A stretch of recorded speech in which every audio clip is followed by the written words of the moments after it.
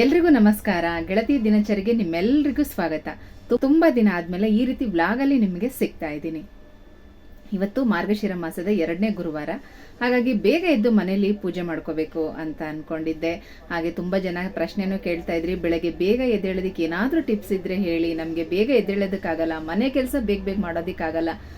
ಮತ್ತೆ ಇನ್ನೊಂದಷ್ಟು ಜನ ಟೈಲರಿಂಗ್ ಕೆಲಸ ಮನೇಲೆ ಮಾಡೋರು ಕೂಡ ಬಟ್ಟೆ ಜಾಸ್ತಿ ಬರುತ್ತೆ, ಆದ್ರೆ ಕೆಲಸ ಮಾಡೋದಕ್ಕೆ ಮನಸ್ಸು ಬರ್ತಾ ಇಲ್ಲ. ತುಂಬಾನೇ ಲೇಜಿನೆಸ್ ಅಂದ್ರೆ ಸೋಮಾರಿತನ ತುಂಬಾ ಕಾಡುತ್ತೆ. ಇದನ್ನೆಲ್ಲ ಹೇಗೆ ನಾವು ಸರಿ ಮಾಡ್ಕೊಳ್ಳೋದು, ಏನಾದ್ರೂ ಟಿಪ್ಸ್ ಇದ್ರೆ ಹೇಳಿ ಅಂತ ನಾನೊಂದು ಮಾತು ಹೇಳ್ತೀನಿ. ಇವಾಗ ಏನೇ ಕೆಲಸ ನಾವು ಮಾಡಬೇಕು ಅಂತ ಅಂದ್ರೂ ಕೂಡ ನಮ್ಮ ಮನಸ್ಸಿಂದ ಬರಬೇಕು ಅಲ್ವಾ. ನಮ್ಮ ಮನಸ್ಸಿಂದ ನಾನು ಇವತ್ತು ಇದನ್ನ ಮಾಡಲೇಬೇಕು ಅಂತ ನಾವು ಡಿಸೈಡ್ ಮಾಡಿದ್ರೆ ಅದು ಏನೇ ಆಗಿದ್ರೂ ಕೂಡ ನಾವು ಮಾಡ್ತೀವಿ. ಅದೇ ಥರನೇ ಬೆಳಗ್ಗೆ ಬೇಗ ಎದ್ದೇಳೋದಕ್ಕಾಗಿರ್ಬೋದು, ಮನೆ ಕೆಲಸ ಮುಗಿಸೋದಕ್ಕಾಗಿರ್ಬಹುದು, ನಮ್ಮ ಬೇರೆ ಬೇರೆ ವರ್ಕ್ ಆಗಿರ್ಬೋದು, ಇದನ್ನ ನಾವು ಮಾಡಲೇಬೇಕು ಅಂತ ಡಿಸೈಡ್ ಮಾಡಿಕೊಂಡು ಮನಸ್ಸಿಟ್ಟು ಮಾಡಿದ್ರೆ ಖಂಡಿತವಾಗ್ಲೂ ಆಗುತ್ತೆ. ಈಗ ಬೆಳಗ್ಗೆ ಬೇಗ ಎದ್ದೇಳಬೇಕು ಅಂದರೆ ಅಲಾರಾಮ್ ಇಟ್ಕೊಂಡ್ರು ಕೂಡ ಎಚ್ಚರ ಆಗೋದಿಲ್ಲ. ಏನು ಮಾಡೋದು, ಏನಾದರೂ ಟಿಪ್ಸ್ ಇದ್ರೆ ಹೇಳಿ ಅಂತ ಕೇಳಿದ್ದೀರಾ. ಇವತ್ತಿನ ವಿಡಿಯೋದಲ್ಲಿ ನಾನು ಯಾವ ರೀತಿ ಟಿಪ್ಸ್ಗಳನ್ನ ಫಾಲೋ ಮಾಡ್ಕೊಂಡು ಹೋಗ್ತೀನಿ, ಬೆಳಗ್ಗೆ ಬೇಗ ಎದ್ದೇಳಬೇಕು ಅಂದರೆ ನಾನು ಏನು ಮಾಡ್ತೀನಿ ಪ್ರತಿಯೊಂದನ್ನು ಕೂಡ ನಿಮಗೆ ತಿಳಿಸ್ಕೊಡ್ತೀನಿ. ವಿಡಿಯೋನ ಕೊನೆ ತನಕ ನೋಡಿ. ಅದು ಅಲ್ಲದೆ ತುಂಬ ದಿನ ಆಯಿತು ಟೈಲರಿಂಗ್ ಕ್ಲಾಸ್ ವಿಡಿಯೋನ ಶೇರ್ ಮಾಡೋದಕ್ಕೆ ಆಗ್ತಾ ಇಲ್ಲ. ಮೊದಲಿಗೆ ನಾನು ನಿಮ್ಮ ಹತ್ರ ಸಾರಿ ಕೇಳ್ತೀನಿ. ಯಾಕೆ ಅಂತಂದರೆ ಒಂದು ಸ್ವಲ್ಪ ಪರ್ಸ್ನಲ್ ಕೆಲಸಗಳಿದೆ. ಶಾಪಿಂಗ್ ಅಂತ ಹೊರಗಡೆ ಹೋಗ್ತಾ ಇರೋದಿರ್ಬೋದು, ಒಂದಷ್ಟು ಫಂಕ್ಷನ್ಗಳು ಜಾಸ್ತಿ ಇದೆ. ಹಾಗಾಗಿ ವಿಡಿಯೋಸ್ನ ಸರಿಯಾಗಿ ಶೇರ್ ಮಾಡೋದಕ್ಕೆ ಆಗ್ತಾ ಇಲ್ಲ. ಆದರೆ ಈ ಒಂದು ಬ್ಯಾಗ್ನ ಪ್ರತಿದಿನ ಮನೆಗೆ ತಗೊಂಡು ಹೋಗ್ತೀನಿ. ಅಟ್ಲೀಸ್ಟ್ ಮನೇಲಾದ್ರೂ ಕಟಿಂಗ್ ಮಾಡಿ ವಿಡಿಯೋ ಶೇರ್ ಮಾಡೋಣ ಅಂತ, ಅದು ಕೂಡ ಆಗ್ತಾ ಇಲ್ಲ. ಮನೇಲಿ ಕೂಡ ಟೈಮ್ ಸಿಗ್ತಾ ಇಲ್ಲ. ಮತ್ತು ಅಲ್ಲಿಂದ ಅಂಗಡಿಗೆ ತೊಗೊಂಡು ಬರ್ತೀನಿ. ಅಂಗಡಿಗೆ ಬಂದ ತಕ್ಷಣ ಬೇರೆ ಕಸ್ಟಮರ್ದೇ ಬಟ್ಟೆಗಳಿರುತ್ತೆ, ಅದನ್ನೇ ರೆಡಿ ಮಾಡೋದಕ್ಕೆ ಸರಿ ಹೋಗ್ಬಿಡುತ್ತೆ. ಈ ಥರ ಆಗಿ ಟೈಮ್ ಸಿಗ್ತಾ ಇಲ್ಲ. ಖಂಡಿತವಾಗ್ಲೂ ಒಂದಿನಕ್ಕೆ 2 ವಿಡಿಯೋ ಏನಾದರೂ ಶೇರ್ ಮಾಡಬೇಕು ಅಂದ್ಕೊಳ್ತೀನಿ. ಮತ್ತೆ ಇನ್ನೊಂದು ಪ್ರಾಬ್ಲಮ್ ಏನಾಗ್ತಾ ಇದೆ ಗೊತ್ತಾ, ಈ ಟೈಲರಿಂಗ್ಸ್ ವಿಡಿಯೋಸ್ನೇ ಜಾಸ್ತಿ ಹಾಕ್ತಾ ಇರೋದ್ರಿಂದ ನನ್ನ ವಾಚ್ ಅವರ್ ಕೂಡ ಕಡಿಮೆ ಆಗ್ತಾ ಇದೆ. ಈ ಥರ ಪ್ರಾಬ್ಲಮ್. ಮತ್ತು ವ್ಯೂಸ್ ಕೂಡ ಕಡಿಮೆ ಆಗ್ತಾ ಇದೆ. ನೀವೇ ಗಮನಿಸ್ತಾ ಇರ್ಬೋದು. ಬೇರೆ ಏನಾದರೂ ಟಿಪ್ಸ್ಗಳದು ಅಥವಾ ಬೇರೆ ರೀತಿ ವಿಡಿಯೋಗಳಾಗ್ದಾಗ ಅದು ಸ್ವಲ್ಪ ಚೆನ್ನಾಗಿ ವ್ಯೂಸ್ ಬರುತ್ತೆ. ಈ ಟೈಲರಿಂಗ್ ವಿಡಿಯೋಸ್ನ ತುಂಬ ಜನ ನೋಡೋದಿಲ್ಲ. ಅದರದ್ದು ಕೆಲಸ ಮಾಡೋ ಅಂಥವ್ರು, ಕಲಿಯೋಂಥವ್ರು ಮಾತ್ರ ನೋಡ್ತಾರೆ. ಹಾಗಾಗಿ ಅದರದ್ದು ವ್ಯೂಸು ಮತ್ತು ನನಗೆ ವಾಚ್ ಅವರ್ ಕಡಿಮೆ ಆಗ್ತಾ ಇದೆ. ಸ್ವಲ್ಪ ಬ್ಯಾಲೆನ್ಸ್ ಮಾಡಬೇಕು ಅನ್ನೋದಕ್ಕೋಸ್ಕರ ಈ ಥರ ವಿಡಿಯೋಸ್ನ ಮಧ್ಯೆ ಮಧ್ಯೆ ಶೇರ್ ಮಾಡ್ತಾ ಇದ್ದೀನಿ. ನೀವು ಅರ್ಥ ಮಾಡ್ಕೋತೀರಾ ಅಂತ ತಿಳ್ಕೊಂಡಿದ್ದೀನಿ. ಆದಷ್ಟು ಒಂದಿನಕ್ಕೆ 2 ವಿಡಿಯೋ ಶೇರ್ ಮಾಡೋದಕ್ಕೆ ಟ್ರೈ ಮಾಡ್ತೀನಿ. ಒಂದು ಟೈಲರಿಂಗ್ ಕ್ಲಾಸ್ದು ಮತ್ತು ಇನ್ನೊಂದು ಈ ರೀತಿ ವ್ಲಾಗ್ಗಳನ್ನ ಶೇರ್ ಮಾಡಬೇಕು ಅಂತ ಅಂದ್ಕೊಂಡಿದ್ದೀನಿ. ನೋಡೋಣ ಹೇಗೋಗುತ್ತೆ ಅಂತ. ಪ್ರತಿದಿನ ಬೆಳಗ್ಗೆ ಬೇಗ ಎದ್ದೇಳಬೇಕು. ಅದಕ್ಕೆ ಏನು ಮಾಡಬೇಕು, ಅಲಾರಾಮ್ ಇಟ್ಟರು ಕೂಡ ಎಚ್ಚರ ಆಗೋದಿಲ್ಲ. ನಾನು ಯಾವ ರೀತಿ ಟಿಪ್ಸ್ಗಳನ್ನ ಫಾಲೋ ಮಾಡ್ತೀನಿ, ಬೆಳಗ್ಗೆ ಬೇಗ ಎದ್ದೇಳಬೇಕು, ಬೇಗ ಮನೆ ಕೆಲಸ ಮುಗಿಸ್ಬೇಕು, ದಿನ ಪೂರ್ತಿ ಆಕ್ಟಿವ್ ಆಗಿ ಇರಬೇಕು ಅಂದರೆ ನಾವು ಯಾವೆಲ್ಲ ಟಿಪ್ಸ್ಗಳನ್ನ ಫಾಲೋ ಮಾಡ್ಕೊಂಡು ಹೋಗಬೇಕು ಅದನ್ನು ಇವತ್ತಿನ ವಿಡಿಯೋದಲ್ಲಿ ನಿಮಗೆ ತಿಳಿಸ್ತಾ ಇದ್ದೀನಿ. ಅದಕ್ಕಿಂತ ಮೊದಲು ಇವತ್ತು ಗುರುವಾರದ ಪೂಜೆ ಸಿಂಪಲ್ ಆಗಿ ಯಾವ ರೀತಿ ಮಾಡಿದ್ದೀನಿ ಅನ್ನೋದನ್ನ ಚುಟುಕಾಗಿ ಶೇರ್ ಮಾಡಿದ್ದೀನಿ. ಬನ್ನಿ ನೋಡ್ಕೊಂಡು ಬರೋಣ. ಇವತ್ತು ಗುರುವಾರ, ಮಾರ್ಗಶಿರ ಮಾಸದ 2ನೇ ಗುರುವಾರದ ಲಕ್ಷ್ಮೀ ಪೂಜೆ. ಹಿಂದಿನ ದಿನನೇ ಆದಷ್ಟು ಪೂಜಾ ರೂಮ್ ಎಲ್ಲ ಸ್ವಲ್ಪ ಕ್ಲೀನ್ ಮಾಡ್ಕೊಂಡು ರೆಡಿ ಮಾಡಿ ಇಟ್ಕೊಂಡಿದ್ದೆ. ನಾನು ಯಾವಾಗಲೂ ಭಾನುವಾರನೇ ಪೂಜಾ ರೂಮ್ ಎಲ್ಲ ಕ್ಲೀನ್ ಮಾಡೋದು. ವಾರದ ಮಧ್ಯದಲ್ಲಿ ಪೂಜಾ ಸಾಮಾನೆಲ್ಲ ತೆಗೆಯೋದಕ್ಕೆ, ಕ್ಲೀನ್ ಮಾಡೋದಕ್ಕೆ ಖಂಡಿತವಾಗ್ಲೂ ಟೈಮ್ ಸಿಗೋದಿಲ್ಲ. ಹಾಗಾಗಿ ದೀಪಗಳು ಮತ್ತೆ ವಿಗ್ರಹಗಳು ಅದನ್ನ ಮಾತ್ರ ತೊಳೆದು ಕ್ಲೀನ್ ಮಾಡಿಕೊಂಡು, ಪೂಜಾ ರೂಮ್ ಎಲ್ಲ ಕ್ಲೀನ್ ಮಾಡಿಕೊಂಡು ಈ ರೀತಿ ಸಿಂಪಲ್ ಆಗಿ ಪೂಜೆ ಮಾಡಿದ್ದೀನಿ. ಮೊದಲನೇ ಗುರುವಾರ ನನಗೆ ಪೂಜೆ ಮಾಡೋದಕ್ಕೆ ಆಗ್ಲಿಲ್ಲ, 2ನೇ ಗುರುವಾರ ಮಾಡಿದ್ದೀನಿ. ಮಾರ್ಗಶಿರ ಲಕ್ಷ್ಮೀ ಪೂಜೆ ಅಂದ್ರೆ ಬಿಳಿ ಹೂಗಳನ್ನ ಪೂಜೆಗೆ ಬಳಸಬೇಕು. ಹಾಗಾಗಿ ಮಲ್ಲಿಗೆ ಹೂವು ಮತ್ತೆ ಸಾಮತ್ಗೆ ಹೂವನ್ನ ಪೂಜೆಗೆ ಬಳಸ್ಕೊಂಡಿದ್ದೀನಿ. ಹಿಂದಿನ ದಿನ ಸ್ವಲ್ಪ ಎಲ್ಲ ರೆಡಿ ಮಾಡಿ ಇಟ್ಕೊಂಡಿದ್ರಿಂದ ಬೆಳಗ್ಗೆ 5 ಗಂಟೆಗೆ ಎದ್ದು ಮನೆಯೆಲ್ಲ ಗುಡಿಸಿ ಒರೆಸಿ ಸ್ನಾನ ಮಾಡಿ ನನ್ನ ಪೂಜೆ ಎಲ್ಲ ಮುಗಿಯೋಷ್ಟೊತ್ತಿಗೆ ಬೆಳಗ್ಗೆ 7:30 ಆಯಿತು. ಒಂದು ಸ್ವಲ್ಪ ಬಿಸಿಲಿದ್ರೆ ನಾವು ಕೂಡ ಆಕ್ಟಿವ್ ಆಗಿ ಇರ್ಬೋದು. ಆದ್ರೆ ಯಾಕೋ 2-3 ದಿನದಿಂದ ತುಂಬಾನೇ ಚಳಿ ಮತ್ತೆ ಮೋಡ, ಬಿಸಿಲು ಕೂಡ ಇಲ್ಲ. ಈ ರೀತಿ ಇದ್ರೆ ಬೇಗ ಎದ್ದೇಳೋದು ಕಷ್ಟ ಆಗತ್ತೆ, ಮನೆ ಕೆಲಸ ಮಾಡೋದು ಕೂಡ ಕಷ್ಟ ಆಗತ್ತೆ. ಇವತ್ತು ಸ್ವಲ್ಪ ಅಂಗಡಿ ಬಾಗಿಲು ತೆಗೆಯೋದು ಲೇಟೇ ಆಯಿತು. ಯಾಕಂದ್ರೆ ಪೂಜೆ ಕೆಲಸ ಮುಗಿಸಿ ಅಡಿಗೆ ಟಿಫನ್ ಅಂತೆಲ್ಲ ಮುಗಿಸಿ ಅಂಗಡಿಗೆ ಹೋಗೋಷ್ಟೊತ್ತಿಗೆ 12:30 ಆಗಿತ್ತು. ಟೈಮ್ ಆಗಲೇ 5 ಗಂಟೆ ಆಗ್ಬಿಟ್ಟಿದೆ. ನನ್ನ ತಂಗಿ ಈಗ ಕಾಫಿ ತಂದು ಕೊಟ್ಟೋಗಿದ್ದಾಳೆ. ಮತ್ತು ಇದೊಂದು ಬ್ಲೌಸ್ ಎಮ್ಮಿಂಗ್ ಮಾಡಬೇಕು. ಎಮ್ಮಿಂಗ್ ಮಾಡೋರಿಗೆ ಸ್ವಲ್ಪ ಹುಷಾರಿಲ್ಲ ಅಂತ ಹೇಳಿ ಅವ್ರು ಬರ್ತಾ ಇಲ್ಲ. ಹಾಗಾಗಿ 2-3 ಬ್ಲೌಸ್ ನಾನೇ ಅಲ್ಲೇ ಸ್ಟಿಚ್ ಮಾಡಿ ಅಲ್ಲೇ ಎಮ್ಮಿಂಗ್ ಮಾಡ್ಕೋತಾ ಇದ್ದೀನಿ. ಈಗ ಫಸ್ಟ್ ಕಾಫಿ ಕುಡಿದ್ಬಿಟ್ಟು ಈ ಬ್ಲೌಸ್ ಎಮ್ಮಿಂಗ್ ಮಾಡಬೇಕು. ಕಾಫಿ ಜೊತೆಗೆ ಹಾಗೆ ಲೈಟಾಗಿ ಏನೋ ಸ್ನ್ಯಾಕ್ಸ್ ಕೂಡ ತಂದುಕೊಟ್ಟಿದ್ದಾಳೆ. ತಂಗಿ ಮನೆ ಹತ್ತಿರ ಇರೋದ್ರಿಂದ ನನಗೆ ಈ ರೀತಿ ಕಾಫಿಗೆ ಮತ್ತು ಬೇರೆ ಏನಕ್ಕೆ ಆದರೂ ಕೂಡ ಪ್ರಾಬ್ಲಮ್ ಇಲ್ಲ. ಬೆಳಗ್ಗೆ ಬೇಗ ಎದ್ದೇಳಬೇಕು ಅಂದರೆ ರಾತ್ರಿ ಬೇಗ ಮಲಗೋದನ್ನು ಅಭ್ಯಾಸ ಮಾಡ್ಕೋಬೇಕು. ಫೋನ್ ನೋಡಿಕೊಂಡು ಮಾತಾಡಿಕೊಂಡು ಟಿ ವಿ ನೋಡಿಕೊಂಡು ರಾತ್ರಿ ಲೇಟಾಗಿ ಮಲಗೋದ್ರಿಂದ ಬೆಳಗ್ಗೆ ಬೇಗ ಎಚ್ಚರ ಆಗೋದಿಲ್ಲ. ಇದು ತುಂಬ ಜನ ಅಭ್ಯಾಸ ಮಾಡ್ಕೊಂಡ್ಬಿಟ್ಟಿದ್ದಾರೆ.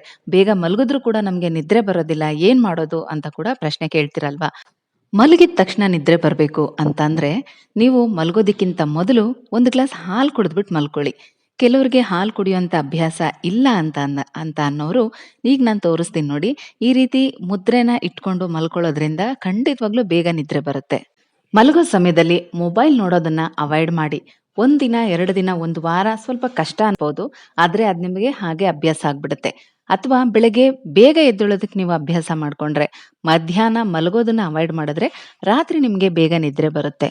ತುಂಬಾ ಜನರಿಗೆ ಹಾಲು ಇಷ್ಟ ಆಗೋದಿಲ್ಲ. ಅಂದ್ರೆ ರಾತ್ರಿ ಮಲಗುವಂತ ಸಮಯದಲ್ಲಿ ಹಾಲು ಕುಡಿಯೋದಕ್ಕೆ ಇಷ್ಟ ಆಗಲ್ಲ.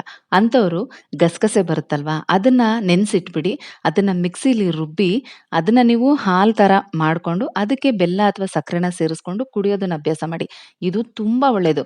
ಆರೋಗ್ಯಕ್ಕೂ ಒಳ್ಳೇದು, ನಿಮ್ಗೆ ಒಳ್ಳೆ ನಿದ್ರೆ ಕೂಡ ಬರುತ್ತೆ. ನಾನು ಕೂಡ ಅಷ್ಟೇನೆ. ಕೆಲ್ಸ ಎಲ್ಲ ಬೇಗ ಬೇಗ ಮುಗಿಸಿ 11:11ಕ್ಕೆ ಅಂದ್ರೆ 11 ಗಂಟೆ 11 ನಿಮಿಷಕ್ಕೆ ಒಂದು ಅಫರ್ಮೇಷನ್ ಅನ್ನ ಮಾಡ್ಕೋತೀನಿ. ಅದಾದ್ಮೇಲೆ 11:15 ಅಥವಾ 11:20ಕ್ಕೆ ಮಲಗ್ಬಿಡ್ತೀನಿ. ಏನೇ ಇದ್ರೂ ಫೋನ್ ನೋಡೋದು, ಟಿವಿ ನೋಡೋದು, ಮಾತಾಡ್ತಾ ಕೂತ್ಕೊಂಡು ಕೆಲ್ಸನೂ ಕೂಡ ಮಾಡೋದಿಲ್ಲ. ನಾನು ಈ ಮುದ್ರೆನ ಅಭ್ಯಾಸ ಮಾಡ್ಕೊಂಡ್ಬಿಟ್ಟಿದ್ದೀನಿ. ಸಹಜವಾಗಿ ಬೆಳಗ್ಗೆ ಬೇಗ ಎದ್ದೇಳೋದ್ರಿಂದ ನಂಗಂತೂ ನಿದ್ದೆ ಬಂದ್ಬಿಡತ್ತೆ. ಅಕಸ್ಮಾತ್ ಏನಾದ್ರೂ ನಿದ್ರೆ ಬರ್ಲಿಲ್ಲ ಅಂತ ಅಂದ್ರೆ ಈ ಮುದ್ರೆನ ಇಟ್ಕೊಂಡು ಮಲಗ್ಬಿಡ್ತೀನಿ. ಈ ಮುದ್ರೆನ ಇಟ್ಕೊಂಡು ನಮ್ ಇಷ್ಟವಾದ ದೇವ್ರನ್ನ ನೆನೆಸ್ಕೊಳ್ತಾ ಇದ್ರೆ ಹಾಗೆ ನಿದ್ರೆಲಿ ಕಳೆದು ಹೋಗ್ಬೇಕು. ಆ ರೀತಿ ನಿದ್ರೆ ಬಂದ್ಬಿಡತ್ತೆ. ಇನ್ನು ಬೆಳಗ್ಗೆ ಬೇಗ ಎದ್ದೇಳ್ಬೇಕು ಅಂತಂದ್ರೆ ನಾವು ಅಲಾರಾಮ್ ಇಟ್ಕೊಳ್ತೀವಿ. ಅದಂತೂ ಸಾಮಾನ್ಯ ಅಲ್ವಾ? ಈಗ ನಾವು 5 ಗಂಟೆಗೆ ಎದ್ದೇಳ್ಬೇಕು ಅಂದ್ರೆ 4 ಗಂಟೆಗೆ ಅಲಾರಾಮ್ ಇಟ್ಕೋಬೇಕು.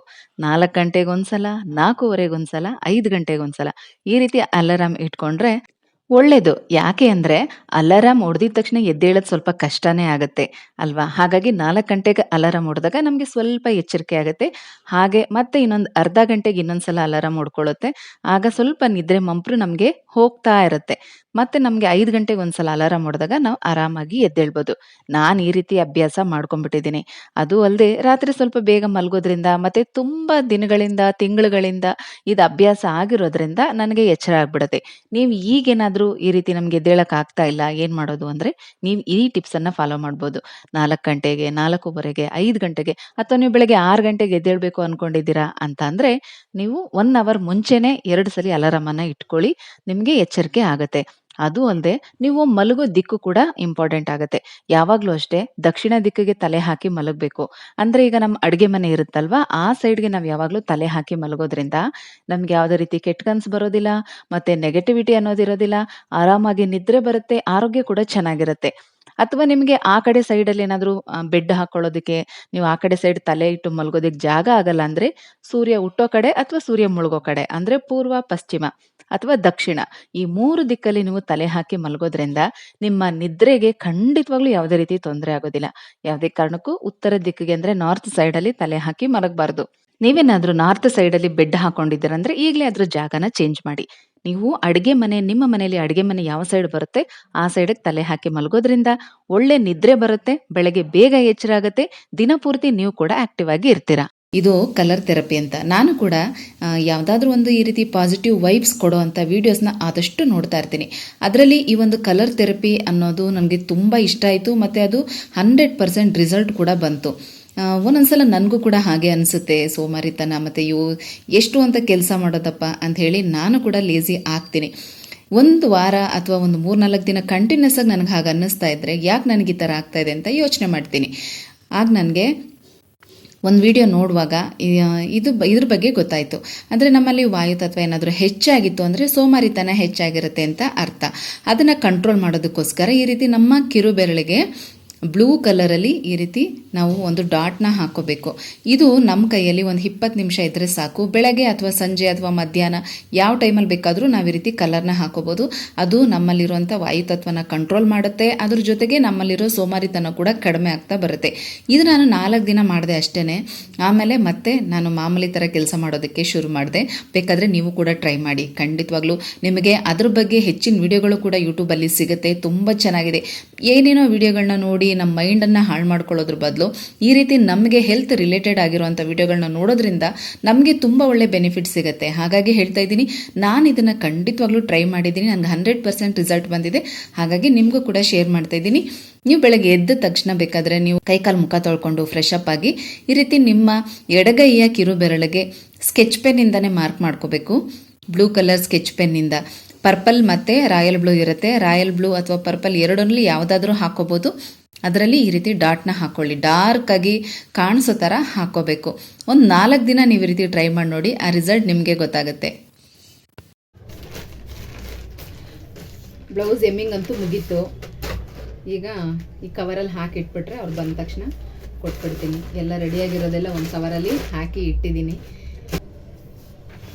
ಈ ಬ್ಯಾಗ್ ಅಂತೂ ಡೈಲಿ ಮನೆಗೆ ತೊಗೊಂಡು ಹೋಗೋದು, ಅಂಗಡಿಗೆ ತೊಗೊಂಡು ಬರೋದು, ಇದೇ ಕೆಲಸ ಆಗ್ಬಿಟ್ಟಿದೆ ನನಗೆ.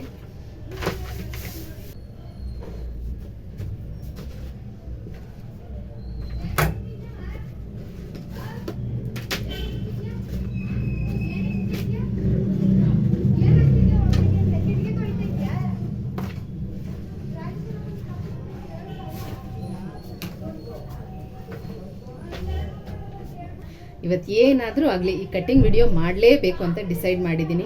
ಮತ್ತು ಇಲ್ಲೇನಂದರೆ ಟೇಬಲ್ ಮೇಲೆ ಟ್ರೈಪಾಡಲ್ಲಿ ಇಟ್ಕೊಂಡು ವಿಡಿಯೋ ಮಾಡೋದಕ್ಕೆ ಸ್ವಲ್ಪ ಕಷ್ಟ ಆಗುತ್ತೆ, ಫುಲ್ ಕವರ್ ಆಗೋದಿಲ್ಲ. ಯಾರಾದರೂ ಒಬ್ಬರು ಹೆಲ್ಪ್ ಬೇಕೇ ಬೇಕು. ಹಾಗಾಗಿ ನನ್ನ ತಂಗಿ ಮಗಳು ಸ್ವಲ್ಪ ಫ್ರೀ ಇದ್ದಾಳ ಇಲ್ವಾ ಅಂತ ನೋಡಿಕೊಂಡು ಅವಳನ್ನು ಕರೆದು ವಿಡಿಯೋ ಮಾಡಿಸ್ಕೋಬೇಕು. ನಾನು ಕಟಿಂಗ್ ಮಾಡ್ತಾ ಇರ್ತೀನಿ, ಅವಳು ವಿಡಿಯೋ ಮಾಡ್ತಾಳೆ. ಹಾಗಾಗಿ ಒಂದೊಂದು ಸಲ ನನಗೆ ಈ ಥರದ ವಿಡಿಯೋಗಳನ್ನ ಶೇರ್ ಮಾಡೋದಕ್ಕೆ ಲೇಟ್ ಆಗುತ್ತೆ ಅಷ್ಟೇ. ನೀವು ಅರ್ಥ ಮಾಡ್ಕೊಳ್ತೀರಾ ಅಂತ ಅಂದ್ಕೊಂಡಿದ್ದೀನಿ. ದಯವಿಟ್ಟು ಬೇಜಾರು ಮಾಡ್ಕೋಬೇಡಿ. ಆದಷ್ಟು ಬೇಗ ನಿಮಗೆ ವೀಡಿಯೋಸ್ನ ಶೇರ್ ಮಾಡೋದಕ್ಕೆ ನಾನು ಕೂಡ ಟ್ರೈ ಮಾಡ್ತೀನಿ.